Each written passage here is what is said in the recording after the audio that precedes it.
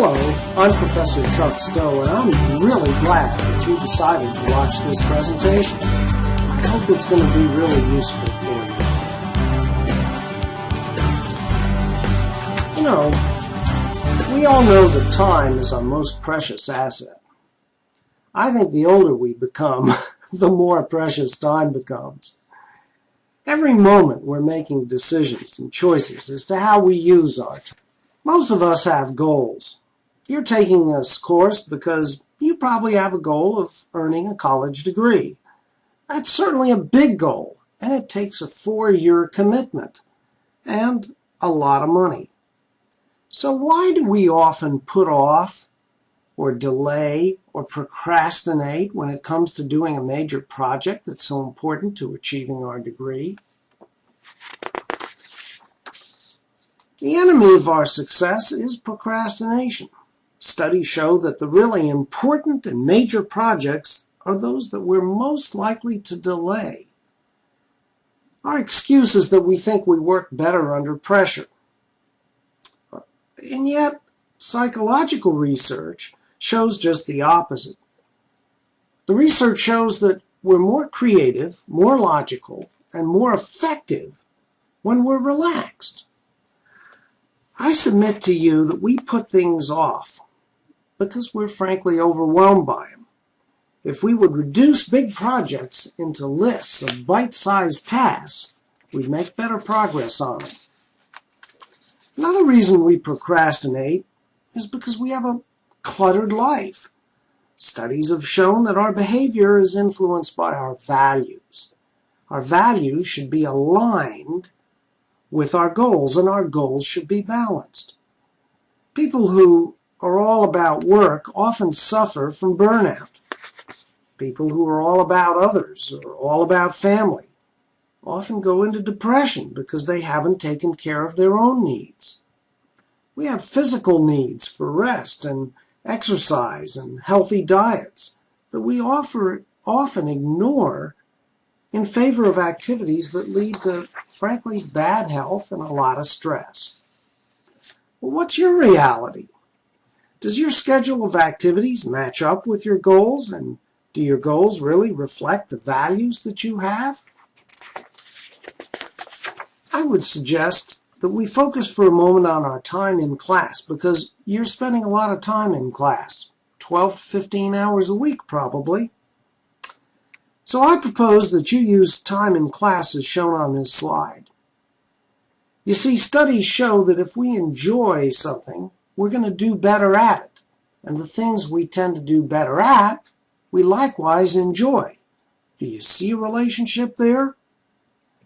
So I'm suggesting that if you enjoy class and make new friends and have somebody you can talk to, you're going to actually improve your learning productivity.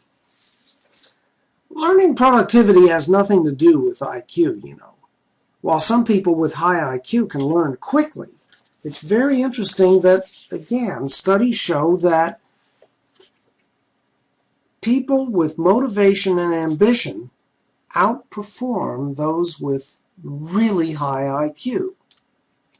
You know, several studies have shown that a light review or scan of your text for 15 minutes before class can improve your retention and your receptivity, your listening power, by 10%. You know, that's almost a grade point. That's why I try different strategies to encourage you to take a quick look at the chapter that we're going to discuss before class. The second learning productivity strategy is to connect the material in the course to your reality. The Connect with Reality assignments ask you to summarize a particular learning objective. Then you find an article in the Wall Street Journal that describes how that theory was or should have been applied.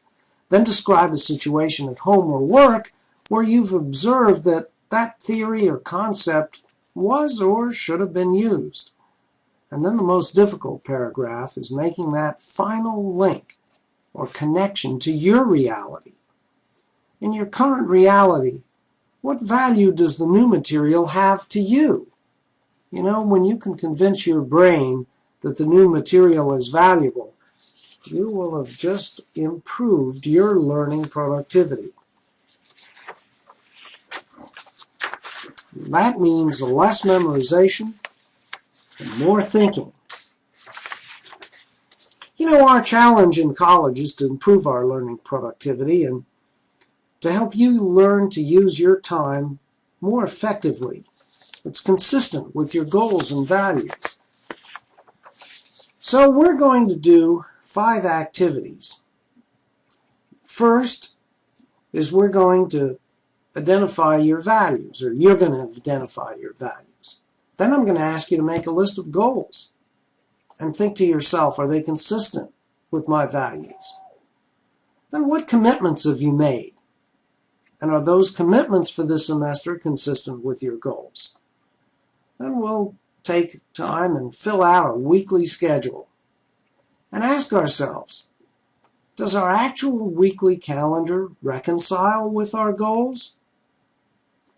And then we're going to put it together. Our goal is to determine or to develop a time management plan. The other thing that's quite important is to, the other thing that's quite important is to convert class time to fun time. Because if we're having fun at doing something and we're enjoying it, we're going to be relaxed, more attentive, and so it's worthwhile. So I'm going to ask yourself to introduce yourself to other students, to create, if you will, your own student directory. Hopefully people will agree to share their cell number with you, but of course we have their email address anyway. Then I want you to find something fun about that person, something that you can connect that person, that face, to that name. Now, I don't expect you to memorize it, but just to have it available. The other challenge we have is to deal with these big projects we have in each class. One of them is writing term papers, and you can take a look at this slide, read through it, and what I've done is broken down a big paper into specific tasks. And if we can put those individual tasks on our to-do list, they're not quite so overwhelming. The other thing we have to do in planning our time is to take into account that there may be distractors. I have to admit, if President Obama called me 30 seconds before I leave my office to come to this class, do you think that I would slam the phone down on him? I don't get that many calls from the president. So some distractors are potentially valuable.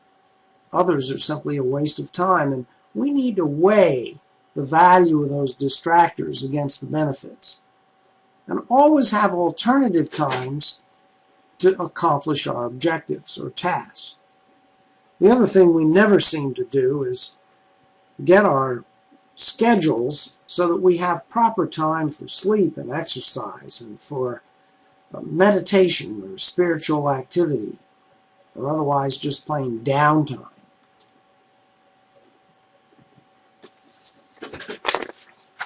So here are the steps that we might consider after we analyze our values, goals, commitments, and actual activities. If you use this list to develop a time management plan, you might actually reduce your stress, your tension.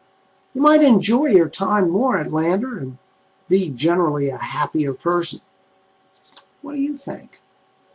Do you think that if you take these steps that you'll be better organized, you'll have your priorities in alignment, and you'll become maybe more timely and punctual? So that's what a time management plan is. I'd like to ask you for some honest feedback about this presentation. What 3 lessons did you learn? What was most beneficial? And can you give me some suggestions to improve this portion of the course? You know, our format for doing a time management plan boils down to a calendar and some to-do lists. just doing the to-do list and doing the calendar doesn't ensure that our values, our goals, our commitments, and our actual activities are in line. That's the big message of this activity that we're going to do together, that I hope will lay the groundwork to a very successful and happy semester. So let's do